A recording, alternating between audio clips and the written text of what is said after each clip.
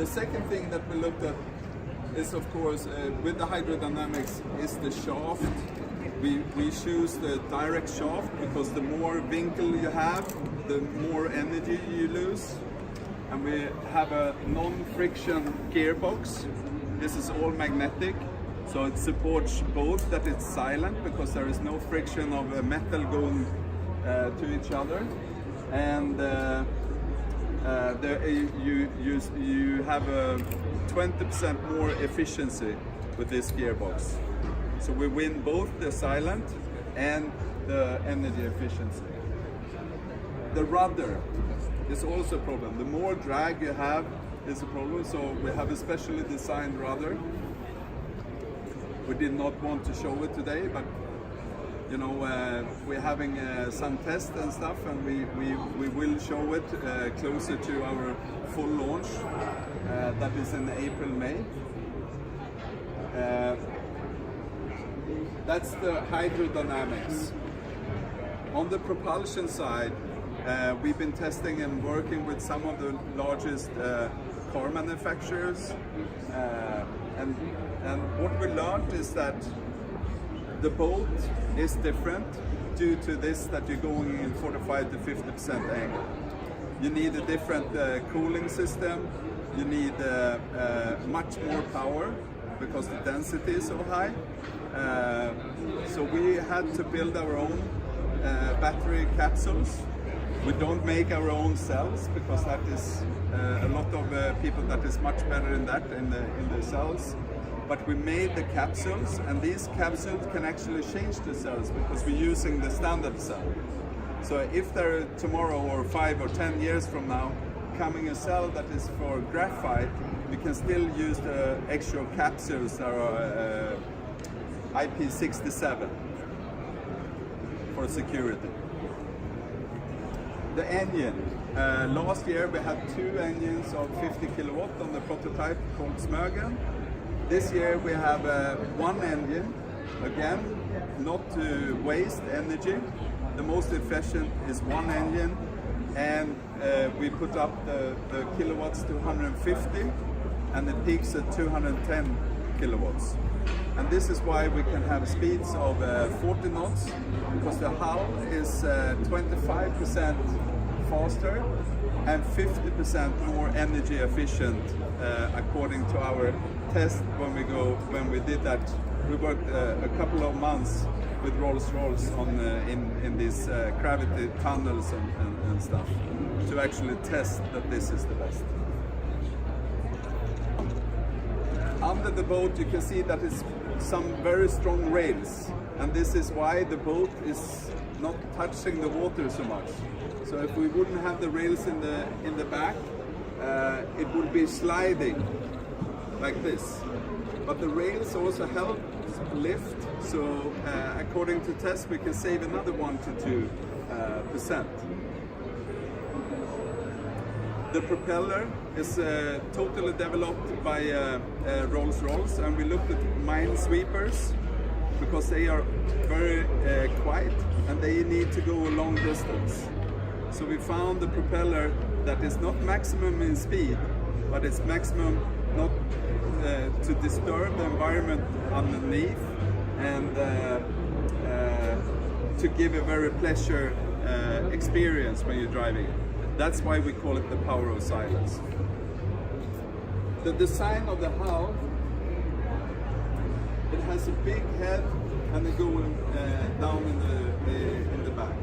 And that is because we wanted to do something classic, so this is more like a fisherman's boat, but that also makes it more safe if you're going into rough water.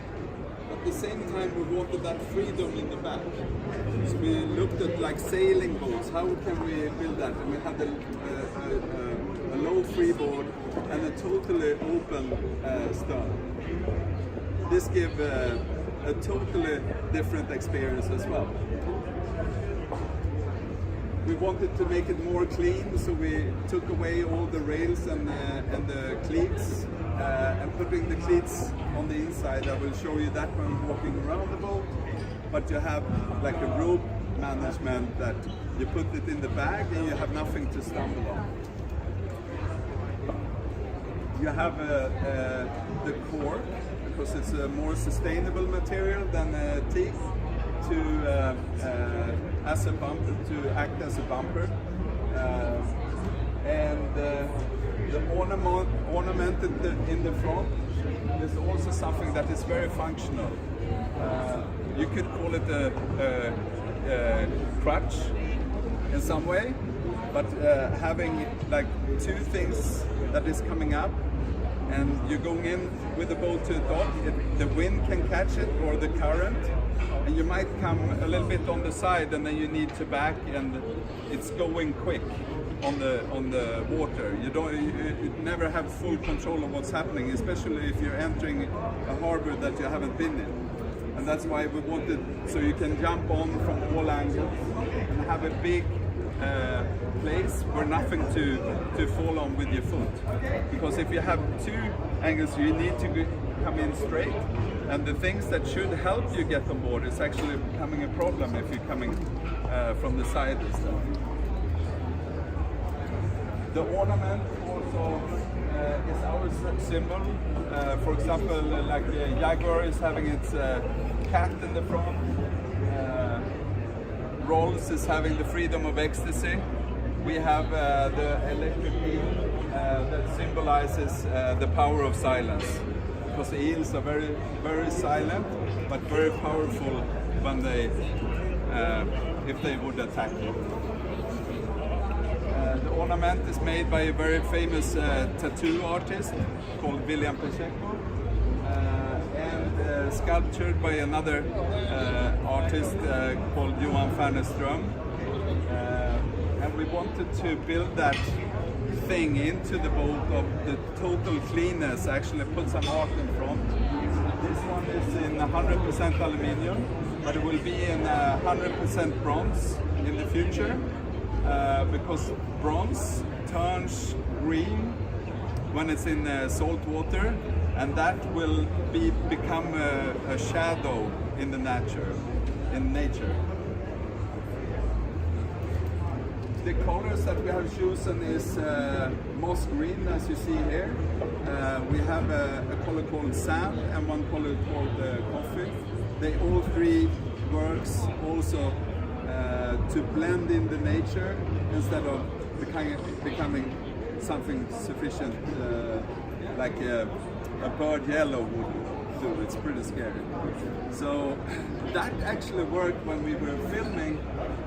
We had this moose coming up, standing and looking at us because it was all white. He couldn't understand like what's going on here. It was like very interesting on what we were doing. The bow have a very straight and it's kind of cut off, and that is why you should be able to go up to the dock and actually put in the gear, and the boat will sit there. So it's very, very easy access. Sometimes you need to load stuff, and then it's very convenient if the boat sits there. If it's a lower dock, you can always load from the back. You could, drive on like a four-wheel drive bike or a RV or something. The stairs in the front acts as a seating place when it's windy. Because of the high freeboard in the bow, it will be calm down there. And the stairs is perfectly matched, just like you building your home. It's the same measurement and the heightness of all steps.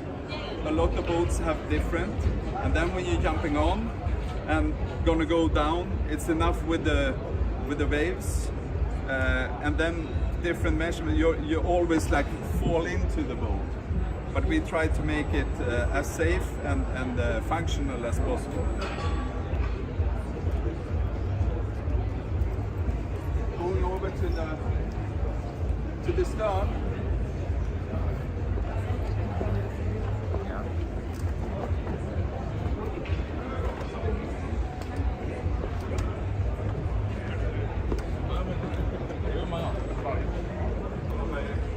Again, it has these cleats that I talked about that is easy to access. If you're driving yourself, you can easily let go, and you always know where the rope is. You have a modular design, so there is 2 aluminium rails going one on each side, so you can put in more chairs, or you can put in a sunbed with a fridge, or you can just leave it open. I love the boat because it's an open space and I can do whatever I want. These are designed for that you can sit on the side, so they are wide enough to be comfortable. Down here is the ladder for bathing. Up here we designed a totally new kind of cockpit where you have all the buttons on the steering wheel, and they don't move, so you know which button is where. You have a 24-inch monitor that is water and sun resistant. It's proven. It's a Norwegian manufacturer. And instead of having the throttle through a handle, we did it through a dial. So you change it by going back and forward. And this is giving a very clear sight of the view, a bird view of the sea. And this big monitor is easy to see where you're going and not going against the rocks. This design on the seating comes from my skateboarding background, but also our connection to Scandinavian design and furniture. If you don't, me personally like it because of this, but also from a functional view that on the water is so often wet, so these ones are easy to take away. If you have a cushioning, they seem to always drag up water, and when you sit on them, you're getting all wet.